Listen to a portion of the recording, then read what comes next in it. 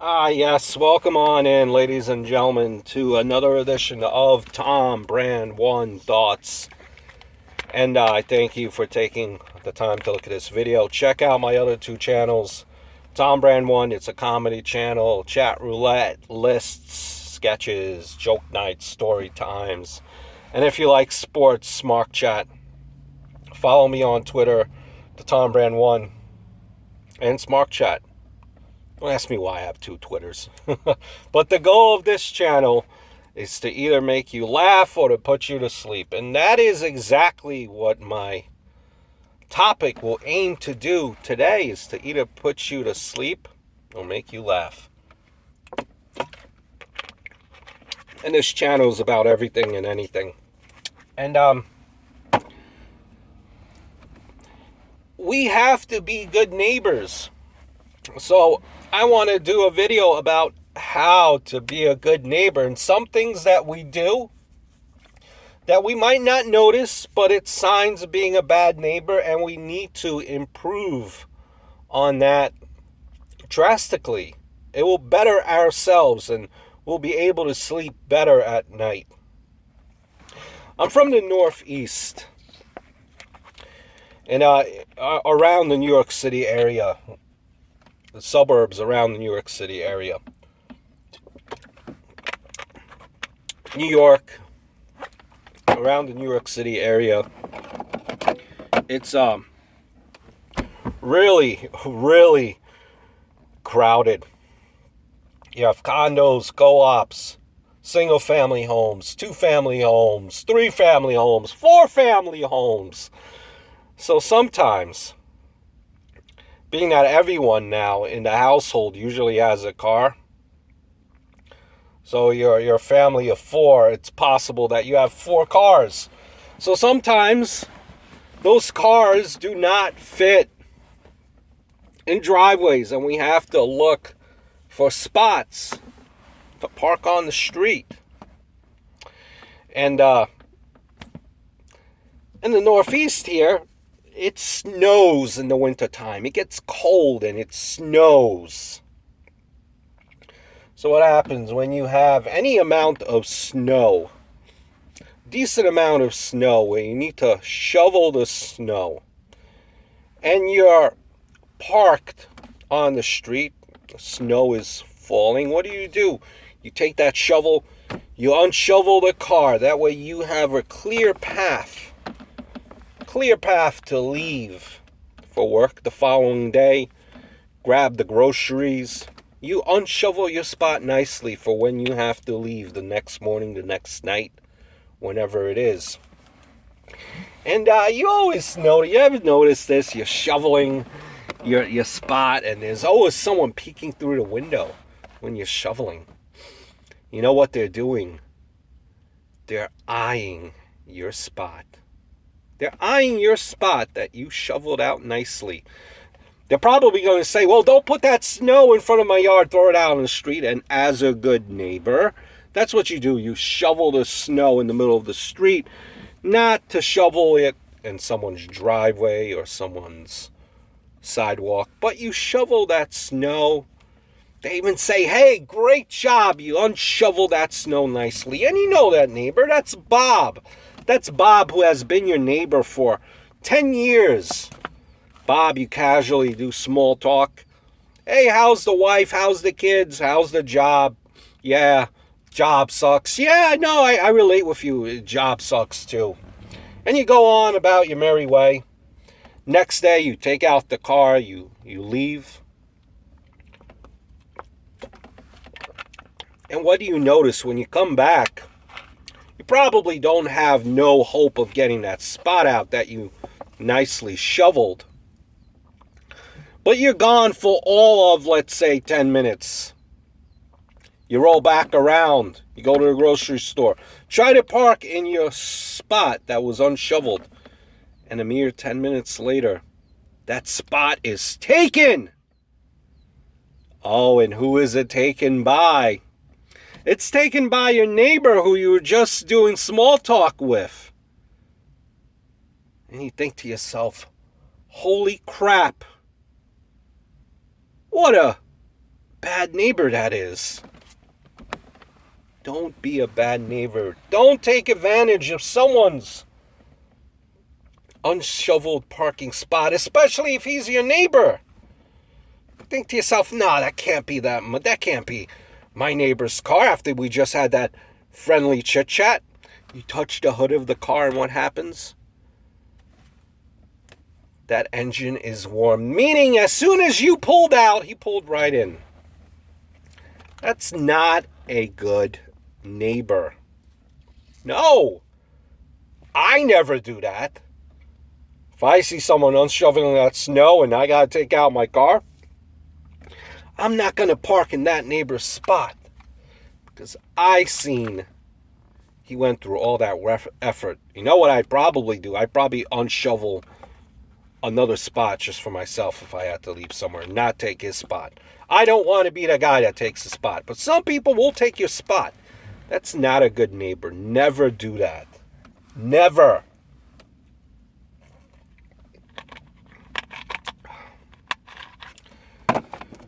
How about this, when just going back to how a lot of people have multi-cars now, 3 or 4 cars in the household.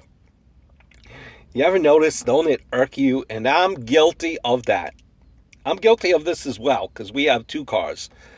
I'm guilty of that, where you have a spot in front of your house, because there's not enough room in the driveway. You have a spot in your house, and you've had that spot for years and years. Because you know what happens? Sometimes you don't use...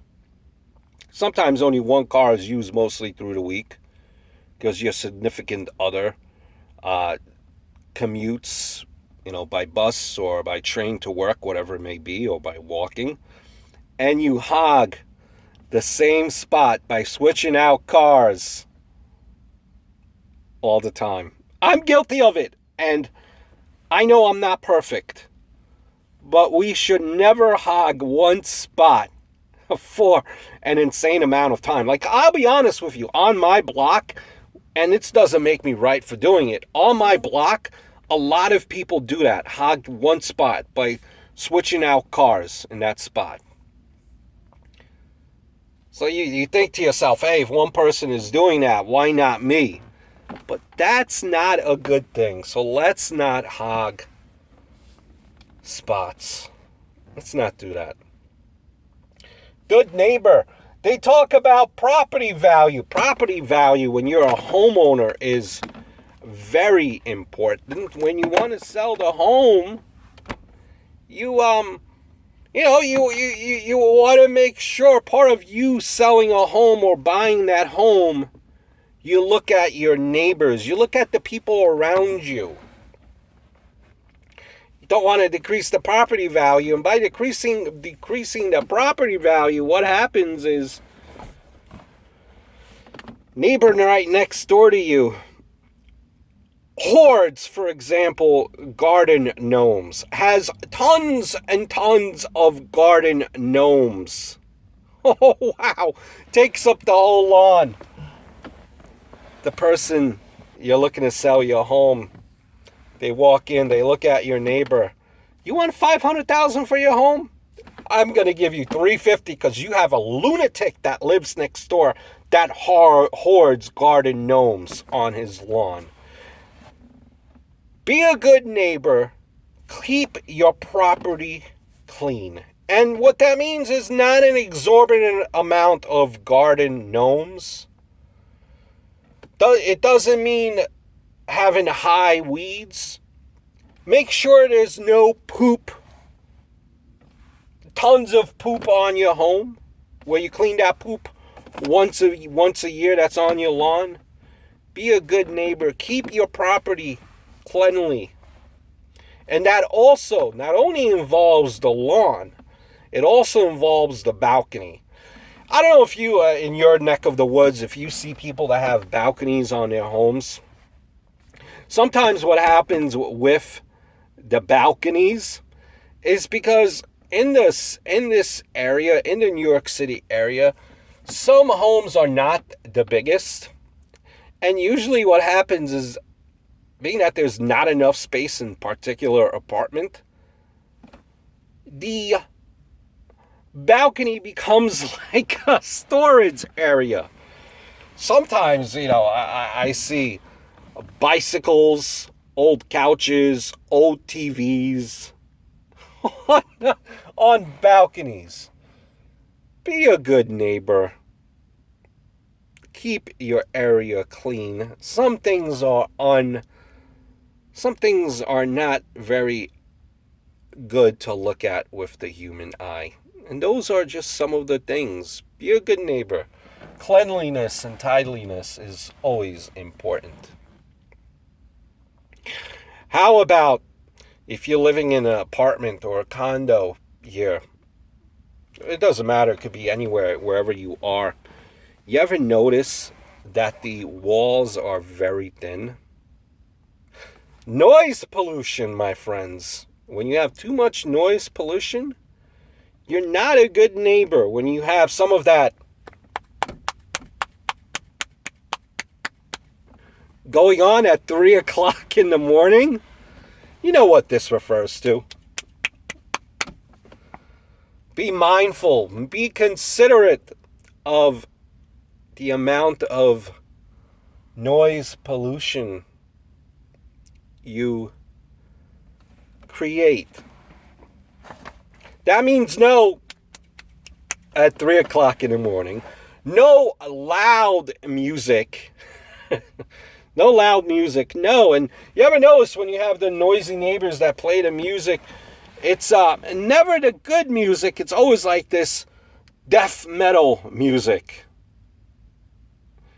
Jeez. Parties. People love to have parties. Me, 35 years old now, mid-30s. I'm way past the partying stage, but people love their parties.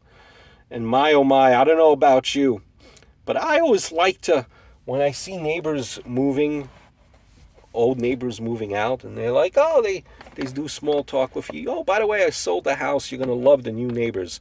The new neighbors come. And I don't know about you, but I always peek through the window to see as they're moving in. You kind of gauge or scope what type of neighbors you're going to have. I don't know about you, but when I see a family with 2 teenagers, oh man, that's not a good thing, because you know that these people are going to have constant parties when the parents are out of town. And what happens is, I'm inconvenienced. I'm inconvenienced when teenagers move next door. So, and it's like you always want to introduce yourself to those neighbors, to the parents. Like, hey, by the way, I kind of go to work early. Yeah, like I got to get up at 2 o'clock, even though you really don't have to for work. But you just kind of want to plant the seed. The kind of, you think somehow the parents are going to tell the teenagers not to have parties. You know that's not going to happen. But if I could give advice, be considerate of your neighbors and don't have parties. Now, I understand parties, but these teenagers, they love to have parties every weekend. It just doesn't end. Try to keep the parties to a minimum. It's very key in being a good neighbor. And I know some of these facts, because they are facts, what I'm giving you, it's kind of being left, something that's already known, but a lot of people don't follow this. I never understood simple concept. Let me show you here. Let me use an example. I am opening up the door of the car. Look at that gentle close of the door.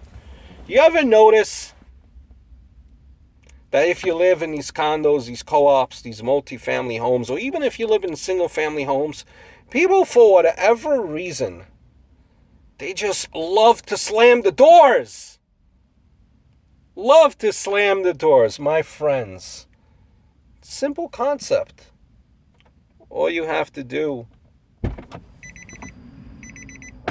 see how easy that is? The door will still close. You don't have to slam. Don't slam doors. It's very key in being a good neighbor. Very key. I was a kid once upon a time.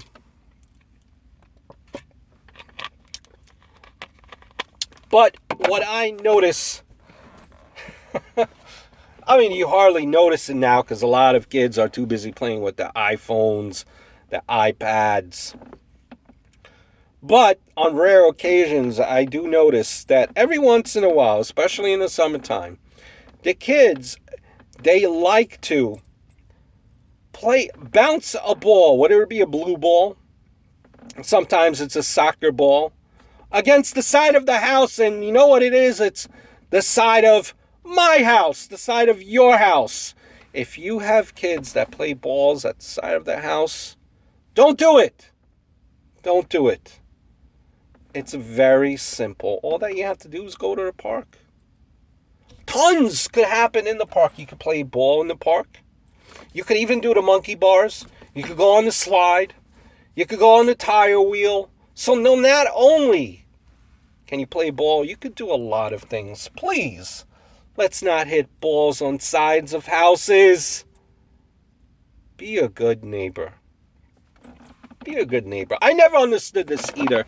And if you don't know how to follow this, all I recommend is simply following the paper that's handed out, and it gives recycling tips. In New York, they recycle. You separate your paper, you separate your glass. It's very simple. And I never understood how people, because recycling has been around here for years and years and years, probably close to 20 years already, how people aren't able to grasp the concept of recycling. And brush up if you don't know how to do this. Be a good neighbor. Paper goes with paper. Glass, plastic goes with glass and plastic, all in one container. Glass and plastic, one container, paper in another container. So, if you have glass or plastic, you're not going to put it in the paper container and vice versa. Simple concept, simple recycling rules. And if you follow these, you will be a good neighbor. My friends, I am here to give you life lessons. So be a good neighbor. It will help all of us, you and me, to live in unison. I hope all is well, and you're welcome for this life lesson. Until next time. See ya!